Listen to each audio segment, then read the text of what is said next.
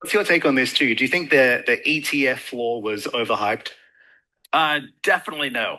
I mean, look, obviously what you were describing is all data correct, but I think you got to zoom out a little bit further and realize that this ETFs didn't exist because of the regulatory problems in the United States. They didn't exist, and in the last 2 or 3 weeks, over $700 million have flown into XRP ETFs, which is just pent up demand from institutional investors, from investors who want access because they don't want to custody themselves, what have you. But look, again, if you zoom out to the macro level, the total ETF market, only 1 or 2% of the total ETF market is crypto. I will bet anybody here that a year from now, that will be more than 1 or 2%. There's going to continue to be inflows. And yes, you can take a snapshot of time and say, okay, there's a billion left Bitcoin ETFs or whatever the data you cited a moment ago. But if you zoom out a little bit further and say, okay, over 2026, do we really think crypto ETFs are only going to be 1 or 2% of the total ETF market? No chance. And so that, again, it's one of those macro tailwinds where Ripple sits in a position where we see, particularly from our Ripple Prime, the prime brokerage business, we see a lot of interesting activity where institutions that have been on the sidelines, maybe because of regulatory clarity, maybe because of risk aversion, for whatever reasons they've been on the sidelines, they're getting involved. Binance recently held a meeting for crypto. Brad Garlinghouse had an extensive interview, but the main topic that we covered here was the ETFs because they have really benefited the inflow of volume for XRP. Unfortunately, it has not translated well into the price. And that has XRP Army pissed off, and the sentiment has plummeted. Several people that I know in the XRP Army are extremely frustrated with the fact that price continues to do nothing except for go down. Sentiment, a leading analytics firm, says that social sentiment towards XRP has hit lowest levels since October, entering that fear zone.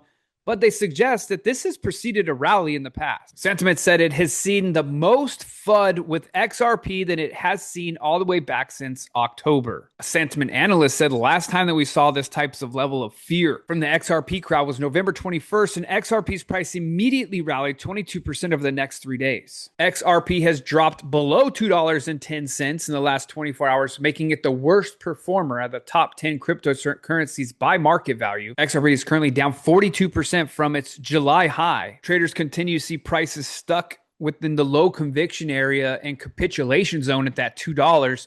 This isn't all bearish though, as this often marks a bottom and can be capitalized on legal wins, regulatory clarity, the US first approach, and long-standing cross-border payment value. Spot XRP ETF inflows have been positive, but they've started to dwindle down.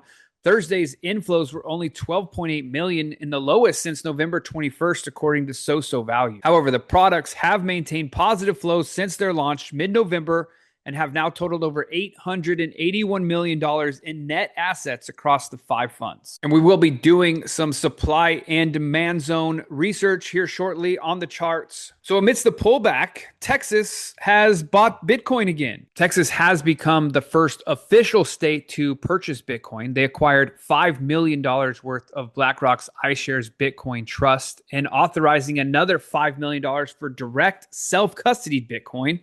The move comes at an expected moment, a market downturn marked by exchange-traded fund outflows, institutional caution, and stalled legislative efforts across the country. Earlier this year, dozens of states tried to pass their Bitcoin strategic reserves but didn't get it done. Texas, by contrast, accelerated theirs. Its Bitcoin purchase is the first executed under the Strategic Bitcoin Reserve Act for Texas, which was passed back in 2025 of June, signaling a decisive move into digital finance at a moment when competitors hesitated. Texas is looking at it as a long-term strategic play, not a short-term bet, so they're not day trading on these purchases. Lee Bratcher, the president of Texas Blockchain Council, says Texas is in this for the long haul. This is not a short-term investment. We're looking at things in decades rather than years. Bratcher added that Texas's economic landscape, which includes energy resources, pro-business regulatory environment, and rapidly growing urban centers, makes it a uniquely strong candidate for early sovereign level Bitcoin exposure. What remains to be seen, though, is will this purchase by Texas reignite that state level interest in purchasing Bitcoin nationwide, or simply submit its status as a digital asset outlier?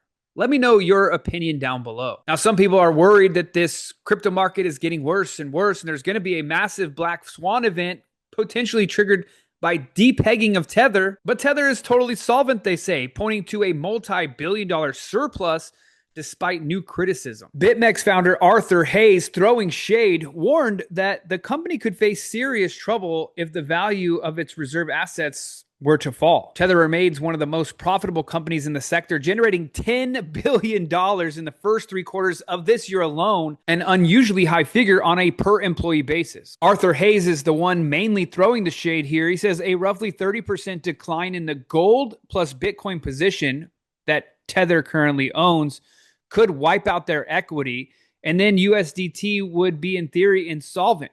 I'm sure some large holders and exchanges will demand a real-time view of their BS so they can assess the solvency risk of Tether. Now, remember, Tether has not actually shown a true proof of reserves. They've put out not from a third party, but their own reserves. So get out your popcorn. I expect the MSM to run wild with this, especially all the editors with TDS who want to SHIT on Lutnick and Cantor for backing the stablecoin. Tether CEO Paulo pushing back, saying from the latest attestation announcement Q3 25, Tether will continue to maintain a multi-billion-dollar excess reserve plus an overall proprietary group equity approaching 30 billion. Tether had at the end of Q3 2025 7 billion in excess equity on top of the 184 billion stablecoin reserves plus another 23 billion in retained earnings as part of our Tether Group equity. He went on to say some influencers are either bad at math or have an incentive to push our competitors. Tether remains the largest stablecoin in cryptocurrency market with 185 billion in circulation and a market share of nearly 59% according to CoinMarketCap. All right, so we're going to be taking a look here at XRP. We're going to flash over to the Heikinashi charts. And what we're going to be looking for is support and resistance right now. As we know, we've continued to have this drop. And if you've been following along on our XRP charts here, we are holding up nicely right now at the 12-hour 1100 exponential moving average. There is a little concern that we could be losing that over the next 24 to 48 hours. And if we do, there's potential that we would be dropping all the way down to the daily 1100 exponential moving average, which would bring us to $1.50. Now, it does not have to happen. However, there is potential of that. As we take a look here in the Heikinashi candles, we're going back to the run to the upside, looking for areas of supply and demand. So as we can see, before our massive run to the upside, the last red candle before the green up move would be a supply and demand zone right down here. This would be like the end all be all of price, 51 cents. Now, I'm not saying price is going to get there. If anything, I think it's going to, like, if we go into some sort of bear area, get to this $1.50 line here potentially. But this line continues to grow over time as well. But our next level of supply and demand is going to be our next red candle on the daily charts. And that does get us right to here. So this will be one of our supply and demand zones I'm going to be looking for as a security zone to the downside. We can see we've blown through that once before. This is currently sitting at $1.45.